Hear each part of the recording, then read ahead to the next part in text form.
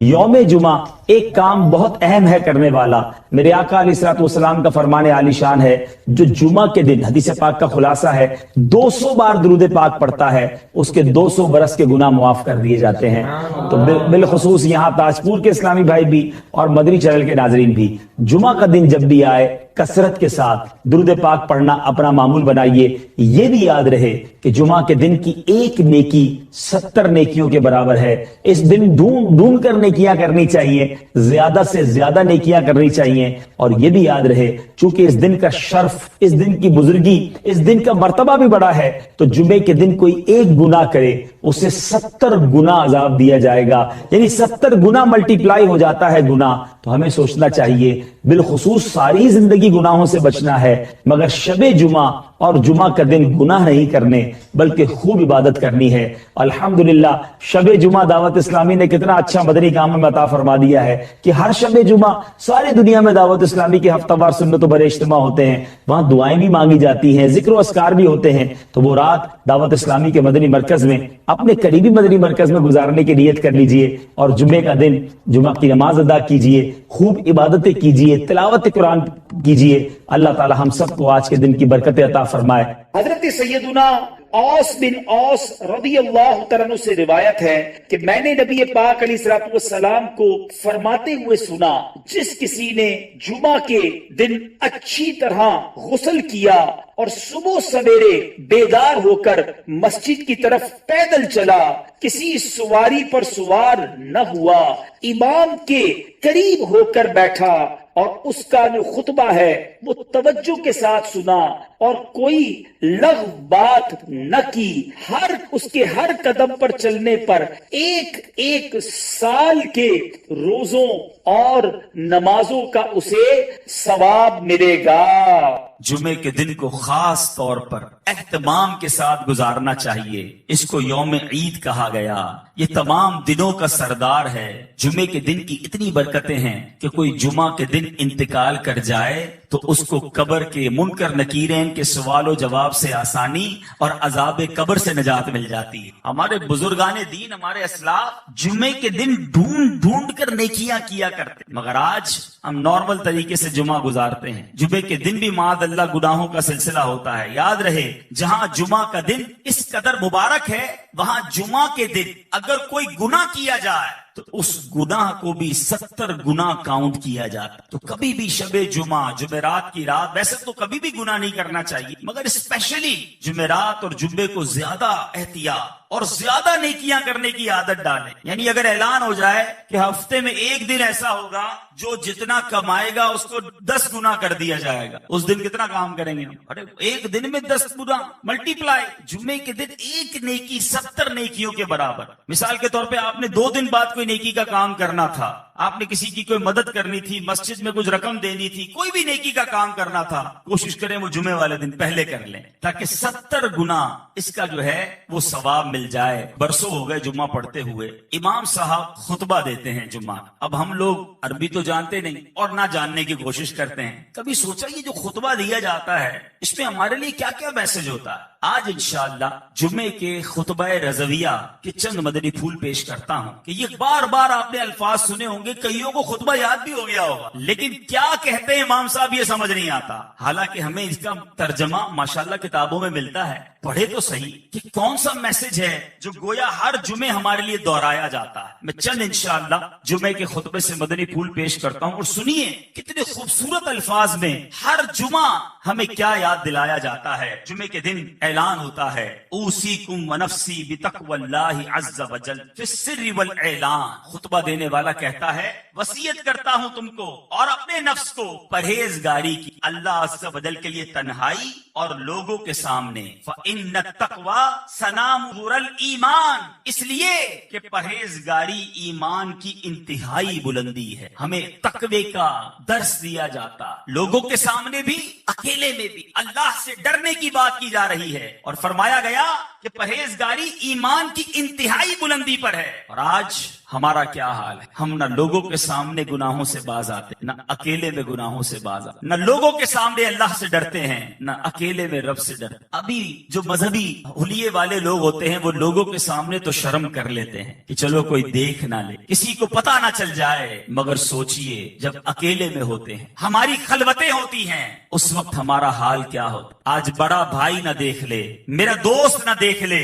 میری عزت کرنے والا نہ دیکھ لے، اس بات کا تو خیال ہے، مگر تنہائی میں جب دروازہ بند ہوتا ہے اس وقت یہ خیال کیوں نہیں آتا کہ رب دیکھ رہا، اللہ دیکھ رہا ہے۔ اے میرے میٹھے اور پیارے اسلامی بھائیوں، جس سے سب سے زیادہ شرم کرنی چاہیے تھی وہ دیکھ رہا ہے، اور ہم اس وقت بے شرمیاں کرتے ہیں، اس وقت گناہ کرتے ہیں۔ اے میرے میٹھے اور پیارے اسلامی بھائیوں، غور کیجئے، یہ کتنی بری بات ہے کہ رب دیکھ رہا ہو اور بندہ اسی کی نافرمانی کر رہا۔ امام اہل سنت مولانا شاہ امام احمد رضا خان علیہ رحمت الرحمان کیا خوب فرماتے ہیں، چھپ کے لوگوں سے کیے جس کے گناہ، یعنی جس کی نافرمانی کر رہے ہو، چھپ کے لوگوں سے کیے جس کے گناہ، وہ خبردار ہے کیا ہونا، وہ تو دیکھ رہا ہے۔ اور اگر وہی ناراض ہو گیا میرے بیٹے اسلامی بھائیوں، ہمارا کیا بنے گا؟ خدارا آج مبارک دن اور مبارک مہینہ ہے، اپنے اندر یہ احساس پیدا کیجئے اللہ دیکھ رہا ہے، اور جس کا یہ احساس اجاگر ہو گیا اس کو انشاءاللہ گناہ سے بچنا بڑا آسان ہو جائے۔ ایک بار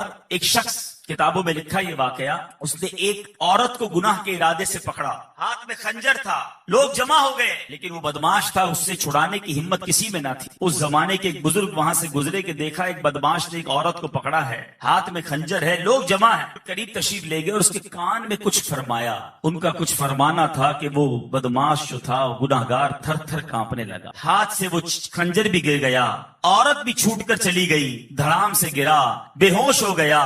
لوگ جمع ہو گئے، کہنے لگے تمہارا تو بڑا کر و فر تھا، تم تو بڑے جری، کسی کو جواب نہ دیتے، تم سے کوئی بات نہ کر سکتا، اتنا ڈرتے تھے لوگ تم سے، ایسا کیا ہوا کہ تم بے ہوش ہو کر گر گئے؟ وہ بدماش کہتا ہے پہلے یہ بتاؤ وہ تھے کون جنہوں نے میرے کان میں کچھ کہا؟ وہ تو زمانے کے فلاں فلاں ولی تھے۔ کہا انہوں نے میرے کان میں آ کر صرف یہ کہا کہ جو تم اس وقت کر رہے ہو اللہ دیکھ رہا۔ اے کاش اکیلے میں گناہ کرتے وقت، برائیاں کرتے وقت، حرام کماتے وقت، ملاوٹ کرتے وقت، جھوٹ بولتے وقت، انٹرنیٹ پر یا ٹی وی پر فلمیں، ڈرامے، گانے باجے، بے حیائی کے مناظر دیکھتے وقت یہ خیال آ جائے اللہ دیکھ۔ جمعہ کے دن بار بار گویا ہمیں ریمائنڈر کال دی جاتی ہے، فرمایا جاتا ہے اوصیکم ونفسی بتقوی اللہ عز وجل فی السر والاعلان، اکیلے میں ہو یا تنہائی میں یا لوگوں کے سامنے ہو، تمہیں اللہ سے ڈرنے کی وصیت کرتا ہے۔ میرے میٹھے اسلامی بھائیوں، ہر جمعے یاد دلایا جا رہا ہے دیکھو اللہ سے ڈرنا، وہ دیکھ رہا ہے، مگر جمعہ پڑھ کے جا کر پھر گناہ کرتے ہیں، جمعے کے دن بھی برائی کرتے ہیں۔ ایسا نہ کریں، آئیے رب کی بارگاہ میں سچی توبہ کریں۔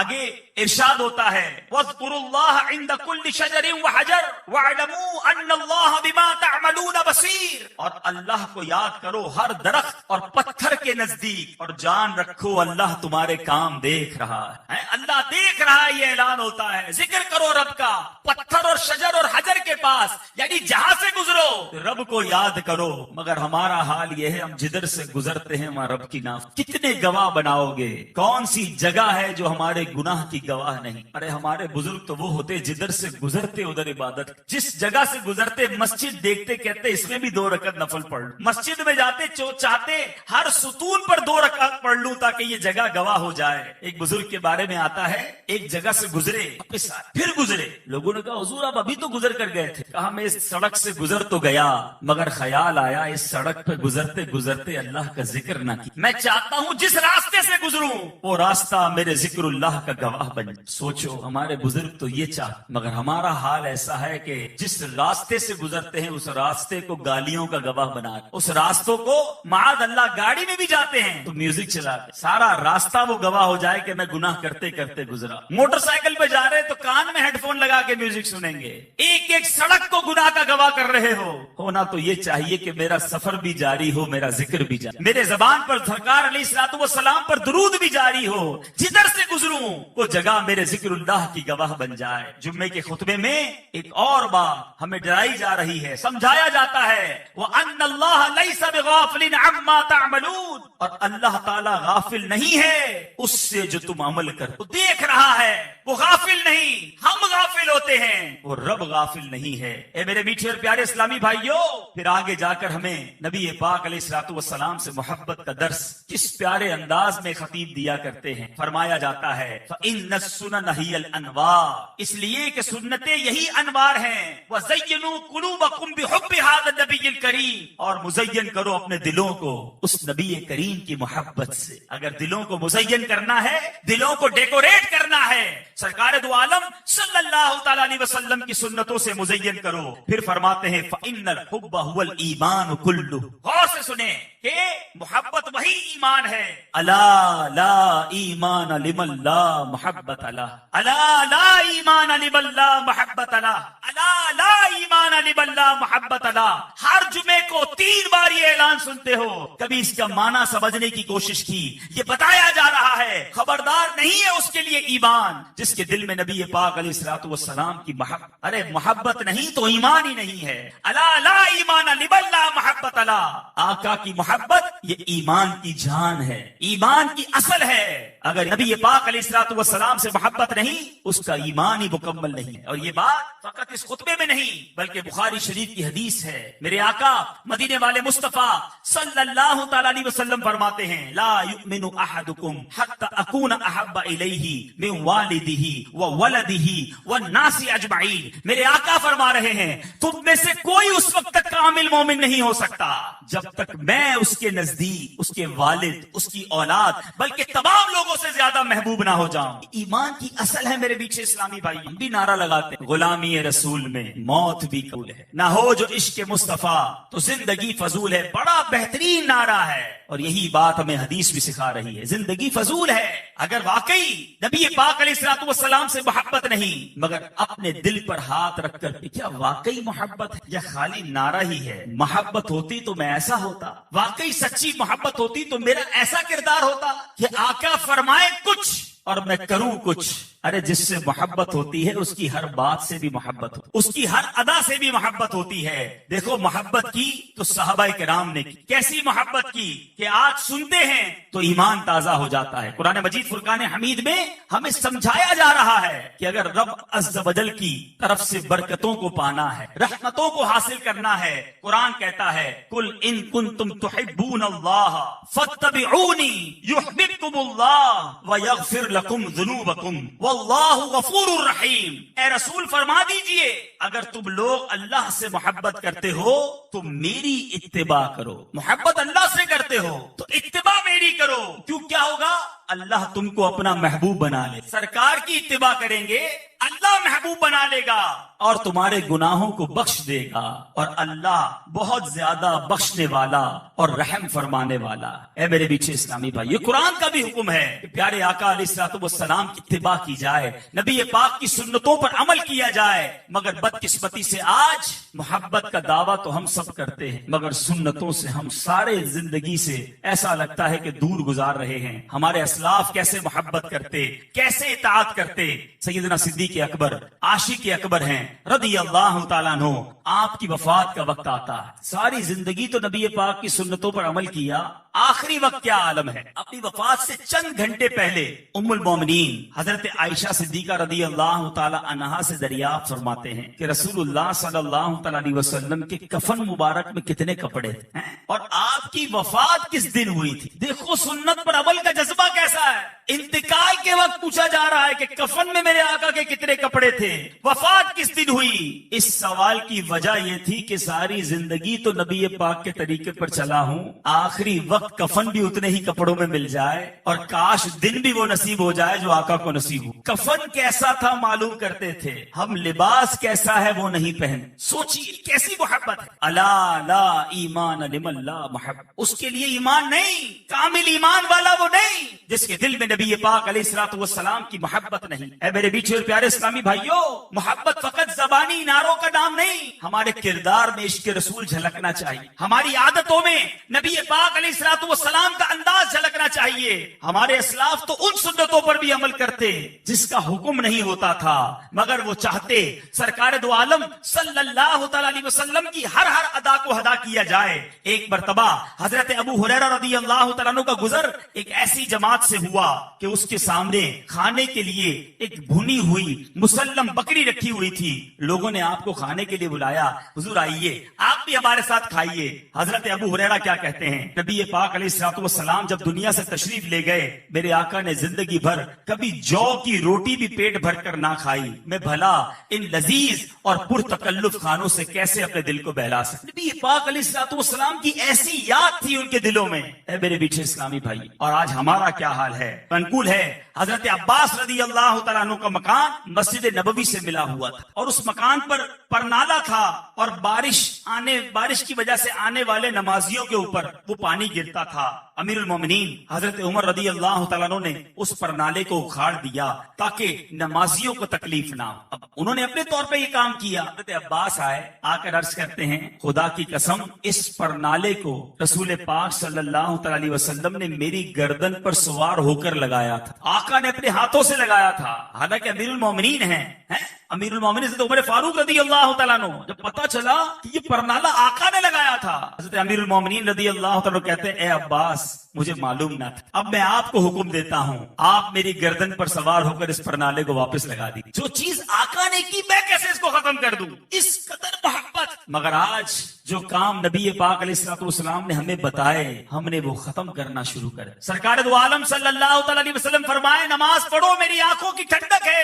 آج جمعے کی نماز میں مسجد فل ہے, آج ہی عصر کی نماز میں کیا ہو جائے. کیا جمعے کے بعد آنے والی عصر فرض نہیں؟ کیا آج فجر کی نماز جو تھی وہ ہم پر فرض نہیں؟ نمازی بھی ہوتا ہے, بڑا ہنستے ہنستے کہتا ہے, جناب کیا کروں, 4 نمازیں پڑھتا ہوں, فجر میں آنکھ نہیں کھلتی. اس سے پوچھیں کہ جس دن تمہاری صبح 7 بجے ٹرین ہوتی ہے, اس دن کیسے 5 بجے تمہاری آنکھ کھل جاتی. جس دن صبح 6 بجے بس میں جانا ہوتا ہے, اس دن گھر والوں کو بھی کہہ کر سوتے ہو, الارم بھی رکھتے ہو. جس کو صبح نوکری پر 7 بجے پہنچنا ہوتا ہے, پتا ہے لیٹ ہو گیا تو لیٹ منٹ لگ جائے گی, پیسے کٹ جائیں گے, وہ اپنی نوکری پر پہنچ جاتا. تو جواب آئے گا, نوکری کی اہمیت, فلائٹ کی اہمیت ہے, ٹرین اور بس پر جانے کی اہمیت ہے, ہمارے نزدیک نماز کی اہمیت. ایسا نہ کریں میرے میٹھے اسلامی بھائیوں, آج نیت کریں, آج کے بعد ہماری کوئی نماز قضا نہیں ہوگی. زور سے نعرہ لگائیں, آج کے بعد ہماری کوئی نماز قضا نہیں ہوگی. اسی طرح میرے میٹھے اسلامی بھائیوں, سرکار دو عالم صلی اللہ تعالی علیہ وسلم جس چیز کو منع کر دے,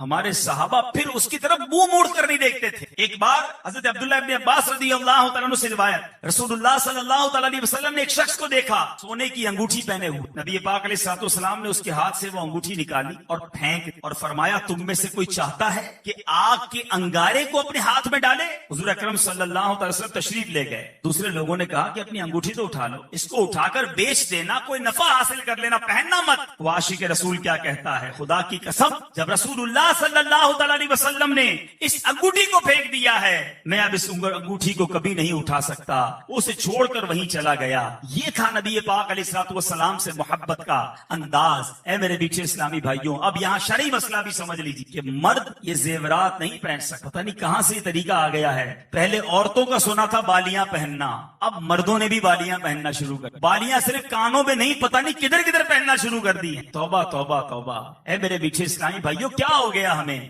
آج 2 ہاتھ ہیں, کڑے زیادہ ہیں, 10 انگلیاں ہیں, انگوٹھیاں زیادہ ہیں, گلا ایک ہے, چینیں زیادہ ہیں. ارے مرد کے لیے تمام زیورات یہ ناجائز اور حرام اور جہنم میں لے جانے والا کام ہے. مرد فقط ایک انگوٹھی پہن سکتا ہے, وہ بھی چاندی کی ہو, اور وہ چاندی کا وزن بھی 4.5 ماشا سے کم ہو, اور اس کے اندر ایک نگینہ, ایک پتھر بھی ہو.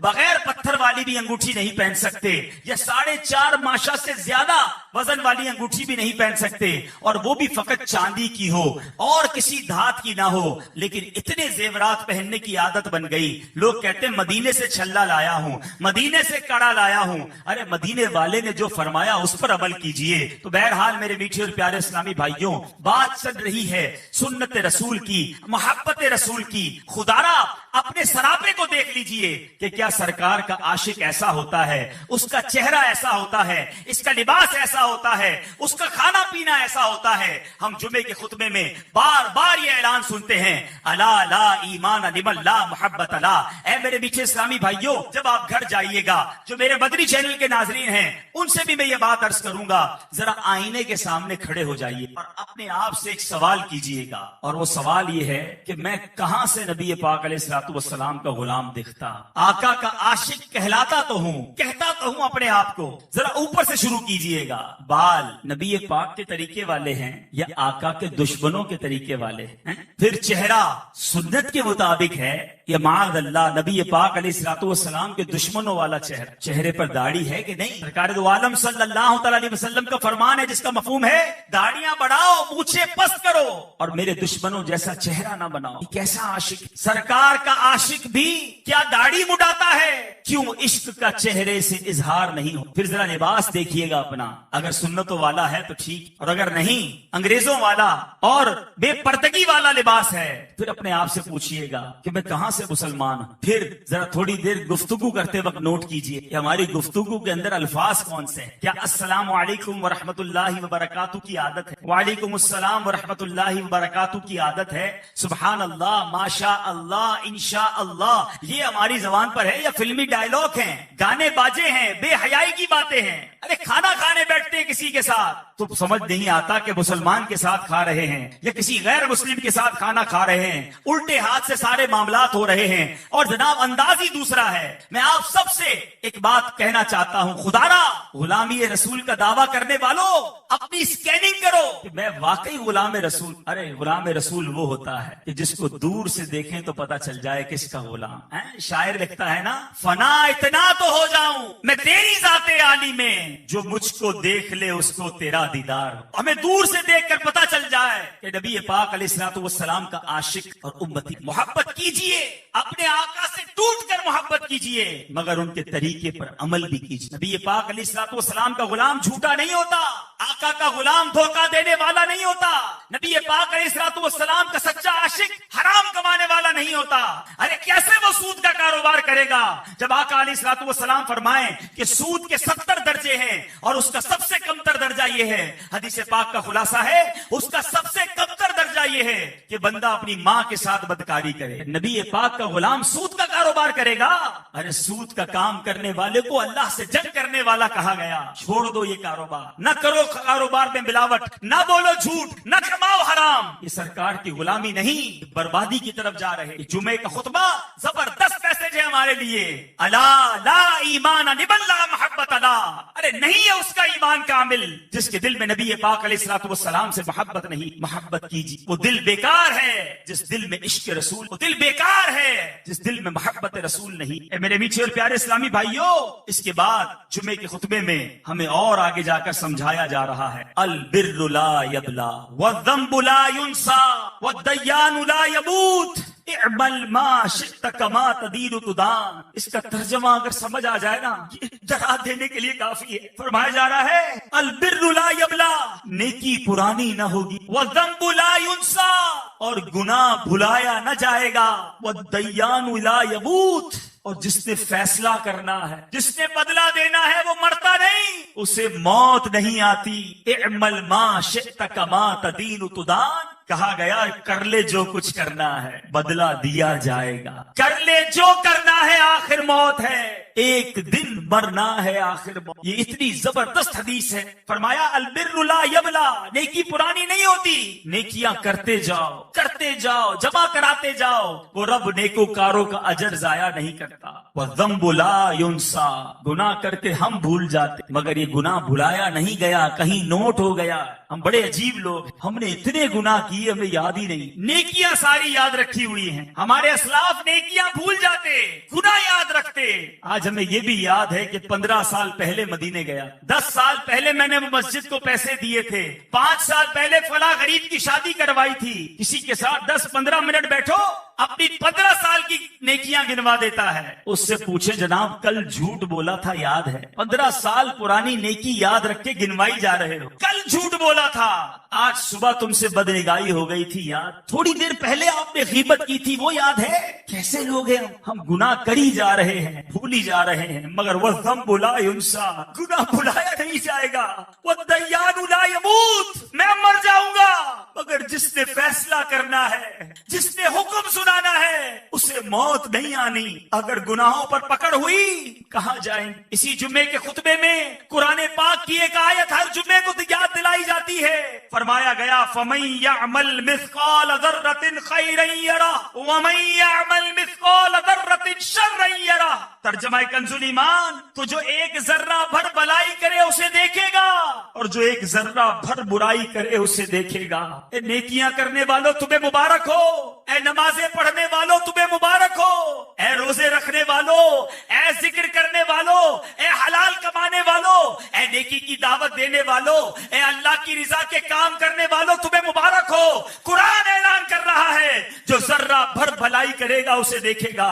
और ए नमाजें कज़ा करने वालों, ए हराम बोलने वालों, ए हराम देखने वालों, ए छुप छुप कर गुनाह करने वालों, ए मुसलमानों के माल दबाने वालों, ए अपने माँ बाप को सताने वालों, ए हराम रोजी कमाने वालों, ए झूठ बोलने वालों, गीबत करने वालों, बेहया औरतों से दोस्तियां करने वालों, सुनो कुरान कहता है जो जर्रा भर बुराई करेगा वो देखेगा। क़यामत के दिन अगर हमारी बुराइयां हमारे सामने कर दी गई और कहा गया पढ़ो, कहाँ जाएंगे? मेरे मीठे इस्लामी भाइयों, कुरान में जा बजा ये हुक्म मौजूद है कि क़यामत के दिन नामा अमाल हाथ में दिया जाएगा। खुशखबरी है उनके लिए कि जिनके सीधे हाथों में नामा अमाल दिया जाएगा। मगर कुरान ही कहता है कि बदनसीब होंगे चंद लोग वो जिनकी पीठ तोड़कर उनके बाएं हाथ में उनका नामा अमाल दे दिया जाएगा। और कहा जाएगा अपना अमाल नामा पढ़कर सुनाओ। जरा सोचो तो सही हमारे अमाल नामे में क्या क्या है। अरे छुप छुप कर गुनाह किए हैं, रात के अंधेरे में दरवाजा बंद कर करके गुनाह किए हैं। अगर वो पढ़ने पड़ गए तो कहाँ जाएंगे? उस मैदान महशर में हमारे आका भी होंगे, तमाम अंबियाए किराम भी होंगे, सहाबाए किराम भी होंगे, हमारे गौसे आजम भी होंगे, हमारे पीरो मुर्शिद भी होंगे, हाँ हमारे वालिदैन होंगे, हमसे मोहब्बत करने वाले दोस्त भी होंगे। कैसे अपनी गंदी बातें पढ़कर सुनाएंगे? न करो ऐसे काम जिसके लिए कयामत के दिन शर्मिंदा होना पड़े, न करो ऐसे अमाल के कयामत के दिन जवाब न बन पड़े। नेकियां जमा कर लो, हम सब ने दुनिया से जाना है। ऐ मेरे मीठे इस्लामी भाइयों, फकत दुनिया के लिए ना जियो। कब्र में तिजोरी नहीं, कफन में जेब नहीं, फकत माल जमा करने के लिए ना जिए। कब्र में हमारे अमाल हमारे साथ जाएंगे। ऐ मेरे मीठे और प्यारे इस्लामी भाइयों, आओ, वो रब बड़ा करीम है, आओ उससे माफी मांग लो, आओ तौबा कर लो, आज रब की बारगाह में सर को झुका लो। मेरा रब इतना करीम है, बंदा सारी जिंदगी गुनाह करे, एक बार सच्ची तौबा कर ले। हदीस पाक में आता है अत्ताइबु मिनल ज़ंबी कमन ला ज़ंब ला, गुनाहों से तौबा करने वाला ऐसा है उसने गुनाह किया ही नहीं। आओ आज तौबा कर लो। नामा अमाल गुनाहों से भरा हुआ है, मैं भी जानता हूँ, आप भी जानते हैं, मगर मेरा रब इतना करीम है कि एक बार सच्ची तौबा बंदा कर ले, वो नामा अमाल के गुनाहों को माफ कर देता, उसके नामा अमाल से वो गुनाह मिटा दिए जाते हैं। दुनिया में हम जुर्म करें, हमारा रिकॉर्ड लिख लिया जाता है। मेरे रब की शान देखो, बंदा तौबा करे, रब नामा अमाल से सारे गुनाह ही मिटा देता है। बल्कि जिस पर करम नवाज हो जाए उसके गुनाह नेकियों से बदल देता है। बस तौबा करने की देर है, सर झुकाने की देर है, पक्का इरादा करने की देर है। सोचो कब तक गुनाह करोगे, रब को नाराज करके जियोगे। आओ कारों से लो सच्ची तौबा। अल्लाह ताला की बारगाह में दुआ है, मेरे मौला घर में बैठे हैं, मालिक हम खताकारों को माफ फरमा। दुरूद पाक पढ़ने के बेशुमार फजाइल व बरकात हैं। मानो प्यारी अम्मी जान हजरत आयशा सिद्दीका तैयबा ताहिरा रज़ियल्लाहु ताला अन्हा से रिवायत है, रसूल रहमत शफी उम्मत सल्लल्लाहु ताला अलैहि वालिहि वसल्लम ने फरमाया, जब बंदा मुझ पर दुरूद पाक पढ़ता है तो उसकी बरकत से एक फरिश्ता अल्लाह पाक की बारगाह में हाजिर होता है। उस फरिश्ते के लिए हुक्म होता है कि इसे मेरे बंदे की कब्र के पास ले जाओ جاؤ تاکہ یہ میرے بندے کے لیے مغفرت ہوا کرتا رہے اور میرے بندے کی آنکھیں ٹھنڈی ہوتی رہیں. ذات والا پہ بار بار درود، بار بار اور بے شمار درود. قبر میں خوب کام آتی ہے، بے کسوں کی ہے یار غار. صلو علی الحبیب صلی اللہ تعالی علی محمد صلی اللہ علیہ وسلم. اللہ والے زخمی حالت میں نماز پڑھیں. آج سر میں درد ہو تو بندہ کہتا ہے یار اب کل سے نماز پڑھوں گا. آج تھوڑی طبیعت ٹھیک نہیں ہے اس لیے مسجد میں نہیں گیا. نماز کو اتنا ہلکا جانتے ہو کہ تمہاری سر میں درد ہو تو نماز چلی جائے. ہے سر میں درد ہوا تو کوئی دوپہر کا کھانا چھوڑا ہے؟ بخار بھی ہوتا ہے تو بندہ اپنی دکان ہو تو کھولنے جاتا ہے. ہاں نوکری والے تو بہانہ ڈھونڈتے ہیں، البتہ اپنی دکان ہو تو وہ بخار میں بھی جاتا ہے. کیوں؟ یار کاروبار ہے، میرا اپنا کاروبار ہے. تمہیں اپنے کاروبار کی فکر ہے، تمہیں نماز کی فکر نہیں. حالانکہ نماز وہ برکت والا کام ہے. نماز پڑھو اللہ صحت عطا فرمائے گا. نماز پڑھو روزی میں برکت ہوگی. نماز پڑھو چہرے کا نور ملے گا.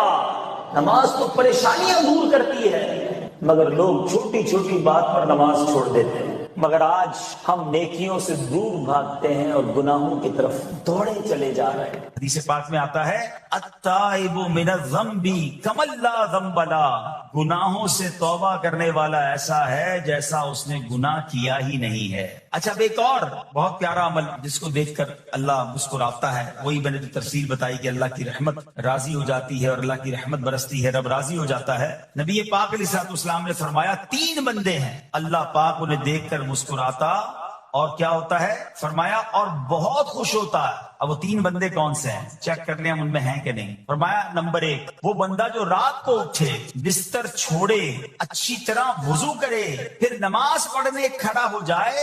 اسے دیکھ کر اللہ پاک فرشتوں سے فرماتا ہے اے فرشتوں بتاؤ میرے بندے کو نیکی پر کس نے اکسایا ہے؟ فرشتے عرض کرتے ہیں مولا تو بہتر جانتا ہے. اللہ پاک فرماتا ہے ہاں میں جانتا ہوں مگر تم مجھے بتاؤ. فرشتے عرض کرتے ہیں اے مالک کریم تو نے اسے ایک چیز یعنی جہنم کا خوف دیا ہے، یہ اس سے ڈرتا ہے. اے اللہ تو نے ان کو ایک چیز جنت کی امید دلائی ہے، یہ اس کی امید رکھتا ہے. اے اللہ یہی خوف اور امید ہے جس نے اسے رات کی نیند قربان کر کے تیرے حضور کھڑے ہونے پر ابھارا ہے. اب اللہ پاک فرماتا ہے اے فرشتوں گواہ ہو جاؤ یہ جس چیز سے ڈرتا ہے یعنی جہنم سے ڈرتا ہے، میں نے اپنے اس بندے کو اس سے امن بخشا، اور جس کی امید رکھتا ہے یعنی جنت کی، میں نے جنت اس پر واجب کر دی. رات اٹھ کر جب دنیا سوئی ہو بندہ اٹھ کر تہجد کی نماز ادا کرے، اللہ کی بارگاہ میں آنسو بہائے، اللہ فرشتوں کے سامنے گویا فخر فرماتا. دوسرے نمبر پر سنو فرمایا دوسرا وہ شخص جو حق و باطل کی لڑائی میں شریک ہوا، ثابت قدم رہا یہاں تک کہ شہید ہو گیا، یا اللہ پاک نے اسے فتح عطا فرمائی. اللہ اس بندے کو دیکھ کر بھی مسکراتا ہے. جہاد کرنے والے مجاہدین یا تو شہید ہو جائیں یا غازی ہو کر لوٹے اللہ کی رضا کے لیے، اللہ کی رحمت ان پر بھی چھما چھم برستی ہے. اور تیسرے نمبر پر فرمایا تیسرا وہ بندہ جو رات کو سفر کرتا ہے، یہاں تک کہ رات کے آخری حصے میں جب کہیں ٹھہرتا ہے تو اس کے ساتھ والے سو جاتے ہیں مگر وہ کھڑا ہو کر نماز پڑھنے لگتا ہے. اس بندے کو دیکھ کر بھی اللہ پاک مسکراتا ہے. اجتماعی عبادت کے بڑے فائدے ہیں. اجتماع میں آنا، محفل میں آنا، دعا میں شرکت کرنا بہت اچھی بات، مگر اپنی عادت ایسے بھی بنائیں کہ کچھ عبادتیں ایسی کریں کہ میں جانوں اور رب. یہ جو رات اٹھ کر دعا کا لطف ہے، رات اٹھ کر جو نماز پڑھنے کا لطف ہے نا، جب ساری دنیا سو رہی ہے اور بندہ اپنے رب کی بارگاہ میں حاضر. علماء کہتے ہیں دن کے نوافل کے مقابلے میں رات کے نوافل افضل ہیں، کیونکہ رات سکون ہوتا ہے، رات رکت قلبی ملتی ہے. سبحان اللہ، رحمت الہی چھما چھم برستی ہے. ہمیں کیا کرنا ہے کہ رات تہجد کی نماز کی عادت ڈالے. رمضان میں بن گئی تھی نا، سحری کے لیے اٹھتے تھے تو لوگ تہجد پڑھتے تھے. اللہ کرے کہ یہ عادت بن جائے. کبھی کبھی اگر ہر روز نہیں ہو سکتا کم از کم کبھی کبھی کریں. اچھا اگر ایسی کوئی عبادت ہو بھی جائے نا پھر سب کو بتائیں نا کہ رات اٹھا تھا تو جناب دعائیں بھی کی تو آنسو بھی بہائے. نہیں, کبھی کبھی ایسا کیا کرو کہ میں جانوں اور رب جانے, اللہ سے باتیں کیا. پیارے اسلامی بھائیوں, کچھ دنوں پہلے ہی کی بات ہے, ایک شور اٹھا کہ ماہ رمضان کا چاند نظر آ گیا, اور جیسے ہی رمضان آیا مسجدوں کی رونقیں بڑھ گئیں, نمازیوں کی تعداد بڑھ گئی. ایک عجب سما تھا سحری کا, ایک روحانی منظر تھا افطار کا. نوجوان, بوڑھے, بچے, اسلامی بہنیں سبھی عبادت میں مشغول ہو گئی. دیکھتے ہی دیکھتے عشرہ رحمت گیا, عشرہ مغفرت آیا, وہ بھی جدا ہوا. ہمیں لگا کہ ہم عشرہ رحمت اور عشرہ مغفرت میں ویسی عبادت نہیں کر سکے, اب آخری عشرے میں خوب عبادت کر لیں گے, تاک راتیں بھی ہیں, مگر غفلت میں وہ آخری عشرہ بھی گزار دیا. رمضان ہمیں تڑپا کر, بہاریں لٹا کر, برکتیں عطا کر کے ہم سے اب جدا ہو چکا ہے. اب رمضان یقیناً اگلے سال بھی آئے گا, مگر یہ نہیں پتا کہ ہم اس رمضان میں ہوں گے یا نہیں. ہمیں یہ بھی نہیں معلوم ہماری مغفرت ہوئی کہ نہیں. ہم رب کریم سے دعا کرتے ہیں کہ اللہ, جن لوگوں نے تجھے راضی کیا ان کا واسطہ ہم سے راضی ہو جا. کہ رمضان وہ مہینہ ہے, من قام رمضان ایمانا و احتسابا غفر له ما تقدم من ذنبہ, یعنی جو ایمان کے ساتھ ثواب کمانے کے لیے رمضان المبارک کے روزے رکھے اس کے پچھلے گناہ معاف کر دیے جائیں. اور اب شوال کا مہینہ آیا نا, حدیث پاک میں ہے کہ جس نے رمضان کے روزے رکھے پھر 6 دن شوال میں روزے رکھے تو گناہوں سے ایسا پاک ہو جاتا ہے جیسا کہ ماں کے پیٹ سے آج ہی پیدا ہوا. تو وہ روحانیت, وہ برکت جاری رکھنی ہے. ابھی تو روزے بھی رکھنے ہیں نا انشاءاللہ, نفلی روزے رکھیں گے, 6 روزے رکھ لیں گے تو انشاءاللہ یہ برکت بھی حاصل ہو جائے گی. ہمیں کوشش یہ کرنی چاہیے کہ ہمیں ماہ رمضان کے بعد اب یہ 6 دن شوال کے, ضروری نہیں کہ ایک ساتھ رکھیں, شوال کے پورے مہینے میں رکھیں. رمضان سے پہلے بھی حرام روزی تھی, رمضان گزارنے کے بعد دوبارہ شوال سے وہی حرام روزی شروع ہو گئی ہے. پھر اس کا مطلب رحمت کی بارش میں وہ نہایا نہیں ہے, اس کی زندگی میں کوئی بدلاؤ آیا نہیں ہے. رمضان تو بدلنے آیا تھا, ایک نئی زندگی دینے آیا. لیکن دیکھنا یہ ہے کہ کیا ہمیں وہ نئی زندگی ملی یا ہم پھر اسی پرانی روٹین پر, وہی گناہوں بری عادتیں, وہی بری عادتیں, وہی نگاہوں کے گناہ, وہی زبان کے گناہ, وہی کانوں کے گناہ. یہ غور کرنا, اتنا بڑا انعام ملنے کے بعد بندے کو بدلنا چاہیے. مہینہ بندہ کہتے ہیں نا, کسی بیماری سے نکل کر آتا ہے تو بندہ کہتا نہیں یار اب یہ کام نہیں کرنے, بیماری کے بعد مجھے پتا چلا کہ کتنا مشکل ہے, میں نے یہ والے کھانے نہیں کھانے, میں نے یہ والے. کسی بھی جگہ ایک مہینہ کوئی گزار لے, چاہے وہ ہاسپٹل میں گزار لے, چاہے کسی اچھی صحبت میں گزار لے, چاہے کہیں اچھے کہتے ہیں نا انسٹیٹیوٹ میں گزار لے, تو اس کی زندگی میں خوب بڑا امپیکٹ آ جاتا ہے, زندگی بدل جاتی ہے. ہمیں تو پورا مہینہ رحمت کے سمندر میں رکھا گیا تھا, رحمت کی بارش میں رکھا گیا تھا. صبح بھی رحمت, شام بھی رحمت, افطار بھی رحمت, سحری بھی رحمت, دعائیں قبول ہو رہی تھی, راتوں کو ایک عجب رونق تھی. ماشاءاللہ ہزاروں لاکھوں عاشقان رسول نے, بلکہ آل اوور دا ورلڈ دیکھے تو شاید کروڑوں لوگوں نے اعتکاف کیا. اب اعتکاف کرنے کے بعد بھی نہ بدلا,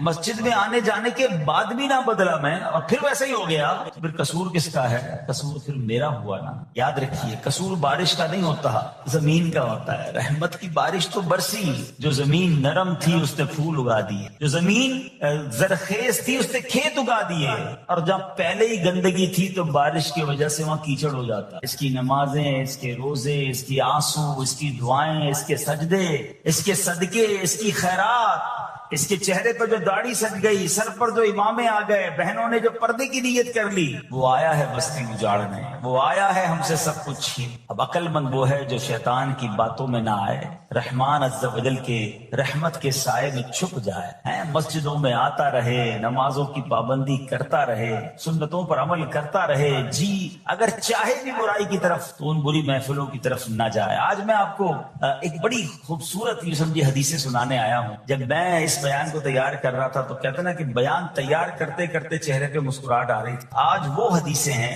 کہ جب بندہ یہ عمل کرتا ہے, کچھ اعمال بتاؤں گا, کچھ حدیثوں میں ایسے اعمال بتائے گئے کہ بندہ جب یہ عمل کرتا ہے تو رب مسکراتا ہے. عمل تو بعد میں سنیں گے, یہ فضیلت سن کے کیسی مزہ آ رہا ہے.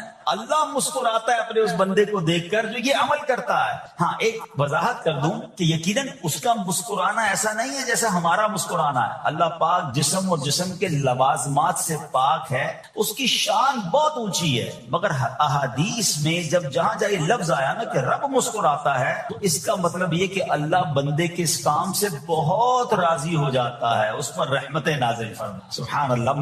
میں سوچ رہا تھا یہاں تک بتانے کے بعد آپ کو یہ کہہ دوں نا, اب جو بھی کام بتا بتانا ہے وہ کرنا شروع کر دیں گے انشاءاللہ. بغیر بتائے بتا دوں کہ بھائی اب یہ کام میں رب راضی ہو جائے گا. رب کا مسکرانا لفظ کیسا ہے یار, جس کو کہنا دل کی کلیاں کھل اٹھے کہ زندگی میں کوئی کام ایسا کر لوں, کوئی ایک کام ایسا کر لوں کہ اللہ میری طرف دیکھ کر مسکرا دے, یعنی اس کی رحمت مسکرائے اور اس کی طرف سے رحمتیں نازل ہو جائیں, وہ مجھ سے راضی ہو جائے. تو یہی زندگی کا حاصل ہے نا. سبحان اللہ. تو یہ آئیے آج مدری چل کے ناظرین آپ بھی اٹینشن ہو جائیں کہ وہ کام کون سے ہیں جس کو دیکھ کر رب کی رحمت ایسی راضی ہو جاتی ہے, رب اتنا راضی ہو جاتا ہے. سبحان اللہ سبحان اللہ. تو آئیے ایک پہلی حدیث سنتے ہیں. نبی پاک علیہ السلام فرماتے ہیں اذا ضحک ربک الی عبد فی الدنیا فلا حساب علیہ, جب تمہارا رب دنیا میں کسی بندے کو دیکھ کر مسکرائے تو روز قیامت اس سے حساب نہیں لیا جائے. ہائے ہائے, قیامت کے حساب سے بچ جائیں تو اور پھر کیا چاہیے, وہاں بلا حساب جنت میں داخلہ مل جائے. سبحان اللہ, یہ تو مزے کو مزہ آ جائے. تو اب کام کون سے ہیں سبحان اللہ جس میں رحمت خاص برستی ہے سبحان اللہ. اور ابھی جن نیک اعمال کے بارے میں ہم سننے والے ہیں, یہ دو اہم فضیلتیں ہیں. جب بندہ یہ نیک کام کرتا ہے اللہ پاک اس سے انتہائی راضی ہو کر اس پر رحمت نازل فرماتا ہے, اور ایسا خوش نصیب روز قیامت بلا حساب جنت میں داخل ہو جائے گا. مولا علی شیر خدا کرم اللہ تعالی وجہ الکریم کی شان بھی بڑے پیارے انداز میں سیکھنے کو ملے گی. حضرت علی بن ربیعہ رحمت اللہ تعالی فرماتے ہیں ایک مرتبہ مسلمانوں کے چوتھے خلیفہ حضرت علی المرتضی شیر خدا کرم اللہ تعالی وجہ الکریم سواری پر سوار ہو مجھے اپنے پیچھے بٹھایا اور حرا نامی علاقے کی طرف چل رہے تھے. چل پڑے. چلتے چلتے آپ نے آسمان کی طرف نظر اٹھایا اور پھر پڑھا اے اللہ پاک میرے گناہ بخش دے, بے شک تیرے سوا کوئی گناہوں کو بخشنے والا نہیں. کیسی پیاری التجا ہے, وہ نہیں بخشنا یا اللہ, تیرے سوا کون ہے, تیرے سوا گناہوں کو بخشنے والا کوئی نہیں ہے. حضرت علی بن ربیعہ فرماتے ہیں یہ پڑھنے کے بعد مولا علی شیر خدا میری طرف دیکھے اور مسکرائے. مجھے بڑی حیرانی ہوئی. میں نے پوچھا کہ اے امیر المومنین, آپ نے پہلے استغفار کیا, اپنے گناہوں کی معافی مانگی, پھر آپ میری طرف دیکھ کر مسکرائے, اس میں راز کیا ہے؟ مولا علی شیر خدا کرم اللہ تعالی وجہ الکریم فرماتے ہیں کہ اپنے پرانا ایک واقعہ سنانے لگے, اپنی ماضی کی ایک یاد تازہ کرنے لگے. فرمانے لگے ایک مرتبہ پیارے آقا مکی مدنی مصطفیٰ صلی اللہ تعالی علیہ وسلم سواری پر تشریف فرما ہوئے اور مجھے اپنے پیچھے بیٹھنے کا شرف عطا فرمایا. مولا علی کو پیچھے بٹھایا نبی پاک نے اپنی سواری, اور ہم اسی جگہ یعنی حرا کا جو علاقہ ہے اسی طرف آ رہے تھے. اور چلتے چلتے میرے آقا علیہ السلام نے آسمان کی طرف نگاہ اٹھائی اور فرمایا اللہم اغفر لی انہ لا یغفر الذنوب احد غیرک, اے اللہ میرے گناہ بخش دے, بے شک تیرے سوا کوئی گناہوں کا بخش